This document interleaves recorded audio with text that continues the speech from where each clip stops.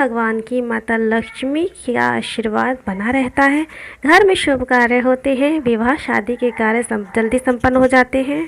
किसी भी क्षेत्र में आप अपना हाथ रखते हैं वहाँ आपको सफलता मिलती है। जब भगवान का आशीर्वाद आप पर बना रहता है तो आपके साथ सभी अच्छा ही होता है। चाहे आप कुछ भी कार्य करें, उस कार्य में आपको सफलता अवश्य मिलती है। आइए शुरू करते हैं ग्यारस माता की यह कथा। बोलो विष्णु भगवान की जय, माता लक्ष्मी की जय, ग्यारस माता की जय, समस्त देवी देवताओं की जय। एक बार राज्य में एक राजा रहा करता था।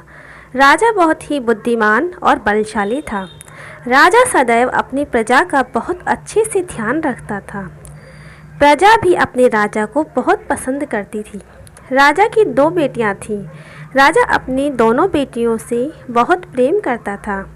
राजा की छोटी बेटी देखने में बहुत सुंदर और आकर्षण थी। राजा की बड़ी बेटी छोटी बेटी के मुकाबले में थोड़ा कम सुंदर थी। राजा की छोटी बेटी ग्यारस माता की पूजा किया करती थी और सभी लोग राजा की छोटी बेटी से बहुत प्रेम करते थे और बहुत प्रशंसा किया करते थे। राजा भी अपनी छोटी बेटी को बड़ी बेटी से अधिक प्रेम करता था, जिस कारण राजा की बड़ी बेटी को अपनी छोटी बहन से बहुत नफरत होने लगी थी। राजा की दोनों बेटियां जब बड़ी हो गईं, तब एक पड़ोस राज्य में रहने वाला राजकुमार राजा की बड़ी बेटी के लिए रिश्ता लेकर आया। लेकिन जैसे ही उस राजकुमार की नज़र राजा की छोटी बेटी पर पड़ी, तो वह राजकुमार राजा की छोटी बेटी पर आकर्षण हो गया और उससे पहली नज़र में प्यार कर बैठा। उस राजकुमार ने राजा की बड़ी बेटी के साथ विवाह करने से मना कर दिया और उसने कहा कि मैं आपकी छोटी बेटी से विवाह करना चाहता हूँ। जिसके बाद राजा की बड़ी बेटी यह देखकर अपनी छोटी बहन से बहुत क्रोधित हो गई और राजा की बड़ी बेटी ने अपनी छोटी बहन को अपना सबसे बड़ा दुश्मन मान लिया। राजा की बड़ी बेटी ने अपनी छोटी बहन से बदला लेने का निर्णय लिया, जिसके लिए उसने अपनी छोटी बहन को जान से मारने का प्लान बनाया। राजा की बड़ी बेटी ने अपनी छोटी बहन को मारने के लिए सबसे पहले एक लड्डू में जहर मिलाकर अपनी छोटी बहन को दे दिया। उसको लड्डू खाने के लिए कहा, लेकिन लड्डू खाने के बाद भी छोटी बहन को कुछ नहीं हुआ।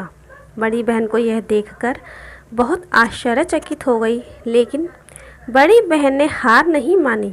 उसने जब रात में छोटी बहन अपने कमरे में सो रही थी, तब एक मटके में सांप रखकर उसकी कमरे में छोड़ दिया, लेकिन सांप भी छोटी बहन का कुछ नहीं कर पाया। जिसके बाद बड़ी बहन ने अपनी छोटी बहन से कहा कि चलो हम लोग कुएं में से पानी भर कर लाते हैं। जिसके लिए वह अपनी छोटी बहन को पानी भरने के बहाने कुएं के पास ले गई और उसने अपनी छोटी बहन को कुएं में धक्का दे दिया। लेकिन छोटी बहन को तब भी कुछ नहीं हुआ, क्योंकि हर बार ग्यारस माता उसकी रक्षा कर रही थी और उधर बड़ी बहन अपने सारे प्रयासों के बाद असफल हो रही थी, जिससे वह बहुत क्रोधित होती जा रही थी। फिर उसने अपनी छोटी बहन के पास जाकर उससे खुद ही पूछा कि मेरी छोटी बहन, तुमको पता है भगवान ने सबकी मृत्यु एक निश्चित समय पर लिखी हुई है, और कैसे तुम्हारी मृत्यु होगी, क्या यह तुम जानती हो? तब छोटी बहन ने अपनी बड़ी बहन को बताया कि हाँ, मैं तो जानती हूँ मेरी मृत्यु कैसे होगी। छोटी बहन यह सुनकर बड़ी बहन मन ही मन बहुत प्रसन्न होने लगी और उसने अपनी छोटी बहन से कहा कि तो मुझे अपनी मृत्यु का राज बताओ। छोटी बहन ने अपनी बड़ी बहन से कहा, मेरी मृत्यु तो एक तोते में है। जो तोते के गले में एक हार है, उससे मेरी मृत्यु होगी। जब तक कोई भी व्यक्ति तोते को मार कर वह हार अपने गले में पहनेगा तो मैं मूर्छित हो जाऊंगी, और जैसे ही उस हार को अपने गले से उतारेगा तो मैं वापस से जीवित हो जाऊंगी। अपनी छोटी बहन की मृत्यु का राज जानकर बड़ी बहन बहुत ही खुश हो गई।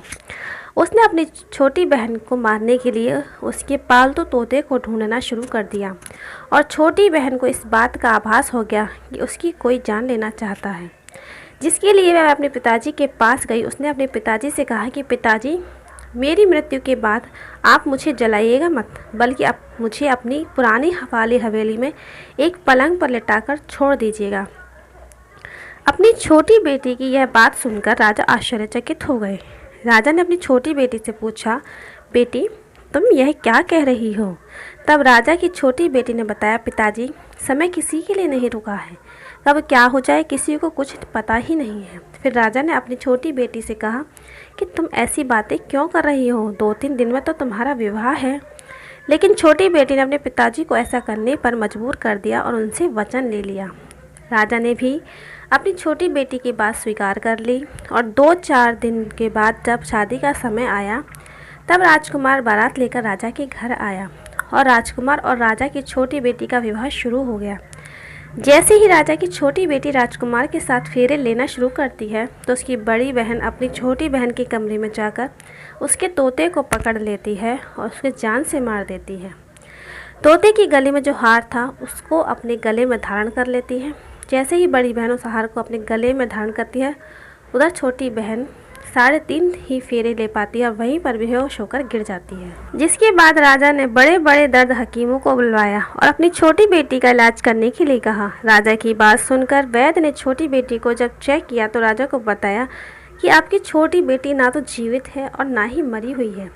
यह मैं ऐसा पहली बार देख रहा हूँ। राजा ने वैद्य और हकीम को यह बात बाहर बताने से मना कर दिया और उनसे कहा कि अगर तुमसे यह बात किसी को बाहर बताई तो हम तुम्हें फांसी दे देंगे। राजा ने अपनी छोटी बेटी को पुराने महल में जाकर एक पलंग पर लटा दिया और वहाँ पर कुछ सैनिकों को तैनात कर दिया। वापस अपने महल में आ गए। राजा की बड़ी बेटी अपने पिताजी के पास आई और कहने लगी कि पिताजी, अगर यह शादी संपन्न नहीं हुई तो आपकी इज्जत का क्या होगा? आप कहें तो मैं आपकी इज्जत बचाने के लिए राजकुमार से शादी करने के लिए तैयार हूँ। जिसके बाद राजा ने अपनी बड़ी बेटी की बात मान ली और राजा ने अपनी बड़ी बेटी को छोटी बेटी के कपड़े पहनाकर मंडप पर भेज दिया। लेकिन राजकुमार यह जान गया कि राजा की छोटी बेटी नहीं है बल्कि यह राजा की बड़ी बेटी है। लेकिन जब राजकुमार ने शादी करने से मना किया तो सभी लोगों ने राजकुमार को विवश करके राजा की बड़ी बेटी से बचे हुए फेरों को संपन्न करा दिया और विवाह करवा दिया। जिसके बाद राजकुमार राजा की बड़ी बेटी को अपने महल ले आया। राजकुमार राजा की बड़ी बेटी से ना तो बात करता था, ना ही उसको पसंद करता था, ना ही उसके आसपास भटकता था। राजकुमार ने यह फैसला लिया कि अपनी प्रेमिका को ढूंढकर रहेगा और यह जानकर रहेगा कि उसके साथ क्या हुआ है। एक दिन राजकुमार अपने घोड़े पर सवार होकर राजा के पुराने महल के पास पहुंच गया, जहां पर उसने कुछ सैनिकों को देखा। महल के पास पहुंचकर राजकुमार ने जब महल को ध्यान से देखा तो वह समझ गया कि यह तो हमारे ससुर जी का महल है। तब राजकुमार ने सैनिकों से पूछा, तुम लोग यहाँ क्या कर रहे हो और इस महल के अंदर उस पलंग पर कौन लेटा है? जिसके बाद सैनिकों ने बताया कि यहाँ पर राजा की छोटी बेटी लेटी है। यह सुनकर राजकुमार बहुत प्रसन्न हो गया और वह तुरंत अपनी प्रेमिका के पास पहुँच गया और उसकी सेवा करने लगा। जैसे ही रात हुई तो राजा की छोटी बेटी उठकर खड़ी हो गई। राजकुमार यह देखकर बहुत खुश हुआ और उसने अपनी प्रेमिका से पूछा कि यह तुम क्या कर रही हो? तुम मेरे साथ मेरे घर चलो। राजा की छोटी बेटी ने राजकुमार को सारी बातें बता दी कि मेरी एक जान तोते में फंसी थी और मैंने यह बात सिर्फ अपनी बड़ी बहन को बताई थी और मुझे पता है कि उसने ही मुझे मारने का प्रयास किया है। उसके पास एक हार है जिसको वह सुबह पहन लेती है और रात में उतार देती है। जब तक वह हार को पहने रहती है तब तक मैं मूर्छित रहती हूँ और जैसे ही वह हार को उतार देती है तो मैं जीवित हो जाती हूँ और जब तक मेरी बड़ी बहन के पास वह हार है तब तक मैं ऐसे ही जीवित और मूर्छित होती रहूँगी। अगर मेरी बड़ी बहन के पास जो हार वह मेरे हाथ लग जाए तो मैं हमेशा के लिए जीवित हो जाऊँगी। राजकुमार की यह बात सुनकर राजा की छोटी बेटी के पास रहने का निर्णय ले लिया और उसने अपने बचे हुए सारे फेरे उस पलंग पर लेटी हुई राजकुमारी की छोटी बेटी के साथ ले लिए और अपना विवाह पूर्ण कर लिया और वहीं पर ही रहने लग गया। देखते ही देखते कुछ समय राजा की छोटी बेटी और राजकुमार पत्नी पेट से हो गई। एक दिन राजकुमार को किसी काम से बाहर जाना पड़ा। तब छोटी बहन के पेट में बहुत तेज़ दर्द होने लगा, जिसके बाद उसने 11 माता का आवाहन किया। जिसके बाद वहाँ पर 11 माता प्रकट हुई और उन्होंने अपने भक्तों के दर्द को दूर किया और एक पुत्र की प्राप्ति करवाई। वहीं पर अचानक से राजकुमार भी आ गया। राजकुमार ने 11 माताओं को देखा तो वह आश्चर्यचकित हो गया। और उसने तुरंत माता को प्रणाम किया। और ग्यारस माता ने राजकुमार से कहा कि जब तुम्हारा पुत्र 5 वर्ष का हो जाए तो तुम अपनी पत्नी का हार आकर इसके गले में डाल देना। और देखते ही देखते राजकुमार और राजा की छोटी बेटी का पुत्र 5 वर्ष का हो जाता है। तो राजकुमार अपने बेटे से कहता है कि बेटा, मैं कुछ काम से जा रहा हूँ, तुम अपनी माता का ध्यान रखना। वहाँ से चला जाता है। राजा को बाहर निकलते देख बड़ी बहन के सैनिक देख लेते हैं और बड़ी बहन को जाकर सारी बातें बता देते हैं। जिसके बाद बड़ी बहन अपनी छोटी बहन के पुत्र को वहाँ से उठवा लेती है और उसको मरवा देती है। छोटी बेटी के पुत्र के 2 टुकड़े करवा देती है। पहला टुकड़ा चक्की के पास छुपा देती है, दूसरा टुकड़ा अपनी पलंग के नीचे रख लेती है। अब ग्यारस माता भिखारी का रूप लेकर आती हैं। एक भिखारी का रूप रखकर बड़ी बहन के पास चली जाती हैं। जिसके बाद वहाँ पर भिक्षा मांगने लगती हैं। बड़ी बहन अपने नौकरों से कहती है कि जाकर भिक्षा दे दे। लेकिन जैसे ही नौकर ग्यारस माता को भिक्षा देने के लिए आते हैं तो माता उन्हें मना कर देती है और कहती हैं कि मैं तुम्हारी महारानी से ही भिक्षा लूँगी। जिसके बाद बड़ी बहन स्वयं ही भिक्षा देने के लिए माता के पास आती है।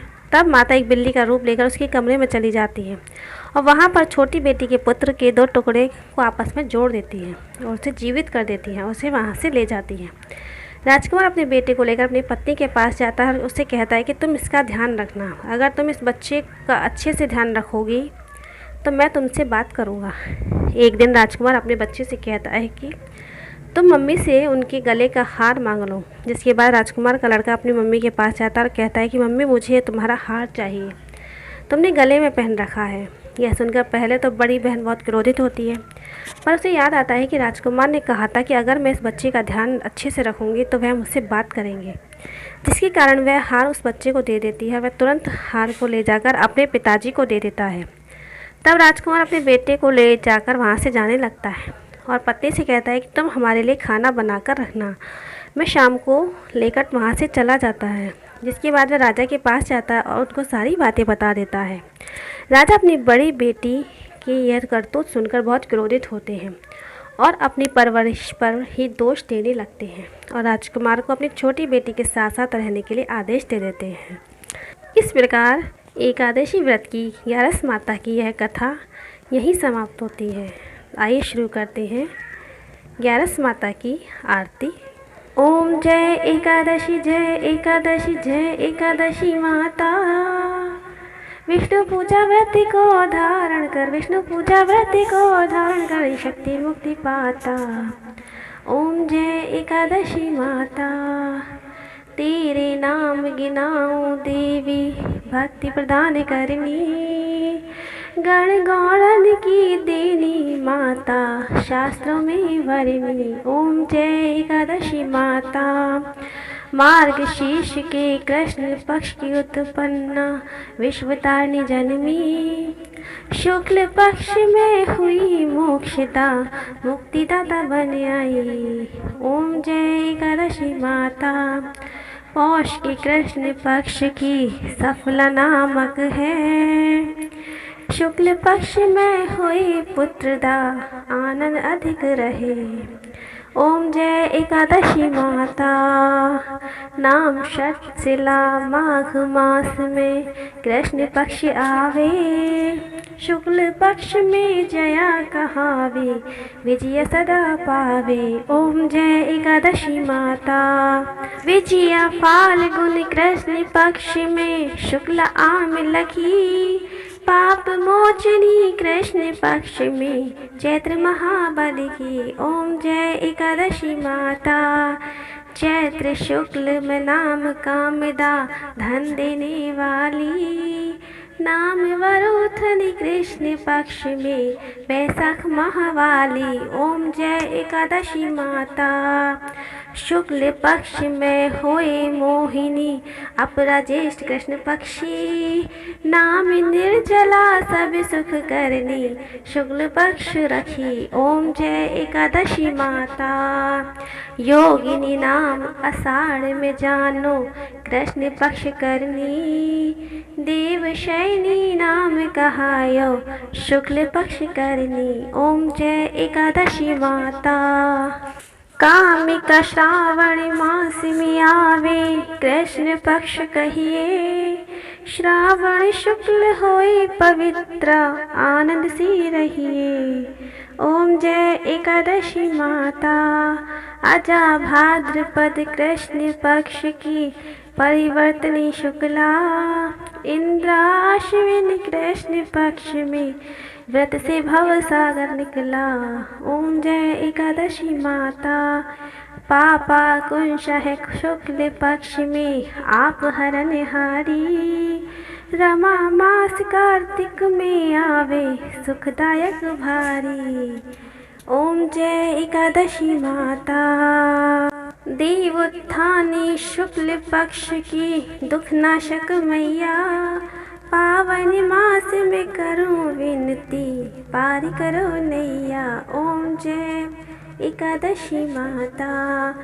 परमा कृष्ण पक्ष में होती जन मंगल करनी, शुक्ल मास में हुई पद्मनी दुख दारिद्र हरनी। ओम जय एकादशी माता। जो कोई आरती एकादशी की भक्ति सहित गावे, जन गुरुदिता स्वर्ग का वासा निश्चय ही पावे। ओम जय एकादशी माता। बोलो एकादशी माता की जय, विष्णु भगवान की जय, माता लक्ष्मी की जय, समस्त देवी देवताओं की जय।